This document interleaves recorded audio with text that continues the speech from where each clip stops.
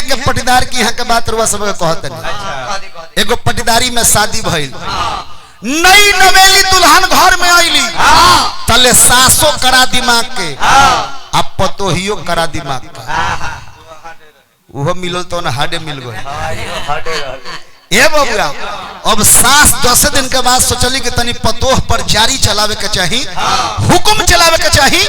बहू से कहली कि ओए बहू, मुझे ज्यादा बोलने की आदत नहीं है, यदि मैं ऐसे ऐसे कर दूं ऐसे ऐसे तो समझ लेना कि सासू अम्मा बुला रही है, फट से चली आना। तब पतोहिया को देखिए अम्मा जी मुझे भी ज्यादा बोलने का शौक नहीं है, मैं भी ऐसे ऐसे कर दूंगी तो समझना कि नहीं आएगी। जावना परिवार में एकता बा वही परिवार के बढ़ंती हो सकता, और जावना मनुष्य लगे सहन शक्ति बा ई ना कि बाबा खूब शक्तिवान हो गए तो लोग के पान खा के पैसा मत छुड़ा मर के चला। 33 करोड़ के हवेली छापरा दरोगा रहे चौक पर बनल बा, वही खातिर लाल कोठी तुरंत धो लेबे के पड़ी।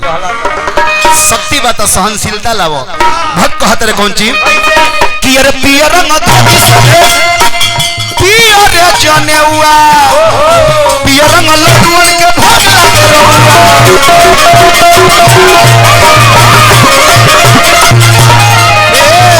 गणेश भगवान के पियर रंग से प्रेम हो काहे?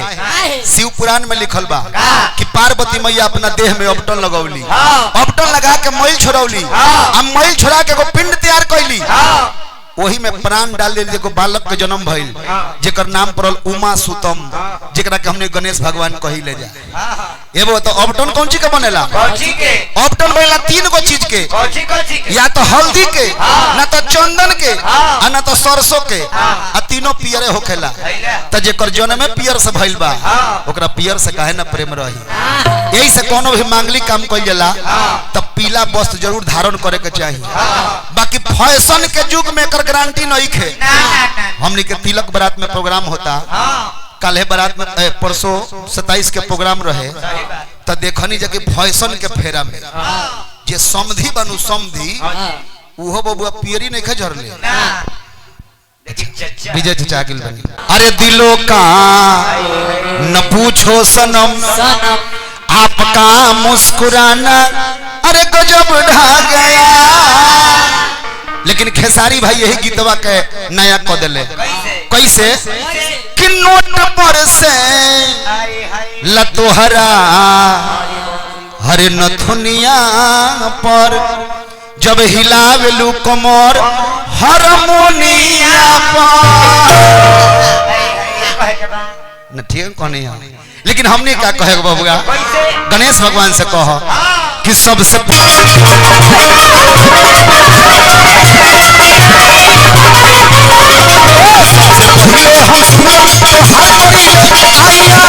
बाबा इंतजार कर ये बाबा रउआ मंगल के होई, अरे नरेश बाबा रउआ मंगल के होई नरेश बाबा ए बाबा तनी मुसवा के कदी नरेश बाबा हमरा सुमरन में आई गणेश बाबा।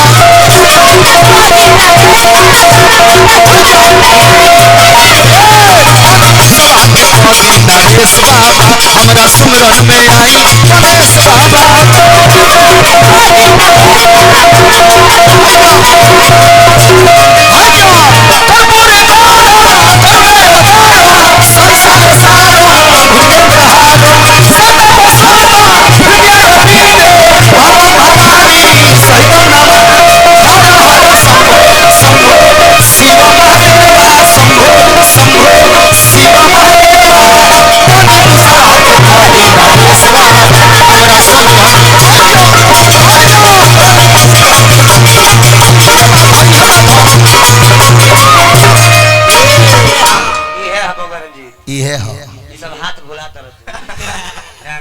बाबूजी हाथ मत लगे जी। ए बाबूआ गणेश भगवान के परिवार में देखला के बाद यह मालूम चलेला कि जौना परिवार में एकता बा वही परिवार के बढ़ंती हो सकता, और जौना मनुष्य लगे सहन शक्ति बा उहे मनुष्य तरक्की तरक्की कर सकता रे। सहन शक्ति कैसन बबुआ ना सहबत अपन परिवार ना चली। पुरानिया चचा लोग कहत लगिए बबुआ जे सहेला नु बाद में जाके वो करे लहेला। कैसे बबुआ ध्यान देबे कबा ना सहबत तहर में हरू भाग जाई। अभी ना कोई जने कभी आना बैठा ध्यान देवे कब ना सहबत परिवार चली। अपने परिवार में देखो अगर पति देव तनी करा दिमाग के बारे आ पत्नी मुलायम नरम दिमाग के मिल गई मिला जुला के परिवार चल जाए। सास करा दिमाग के बारी